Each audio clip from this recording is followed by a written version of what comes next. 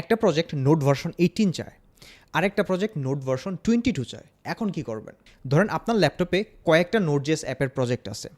একটা old project ঠিকমতো চলতে হলে নোড ভার্সন 18 লাগে, আর নতুন প্রজেক্ট চাচ্ছে নোড.জেএস 22। এখন বারবার নোড.জেএসের ভার্সন নতুন করে ইনস্টল করাটা খুব অ্যানোয়িং। ঠিক এই জায়গাতে এনভিএম কাজে আসে। এনভিএম মানে হচ্ছে নোড ভার্সন ম্যানেজার। এটা দিয়ে আপনি একই মেশিনে মাল্টিপল নোডের ভার্সন ইনস্টল করে রাখতে পারেন। যেমন এনভিএম ইনস্টল 18, আবার অন্য ভার্সন যেমন এনভিএম ইনস্টল 22। তারপর প্রজেক্ট অনুযায়ী ভার্সন সুইচ করতে পারেন, যেমন এনভিএম ইউজ 18 অথবা এনভিএম ইউজ 22। মানে এক প্রজেক্টের জন্য এক নোড ভার্সন, আরেক প্রজেক্টের জন্য আরেক নোড ভার্সন ইজিলি ম্যানেজ করা যায়।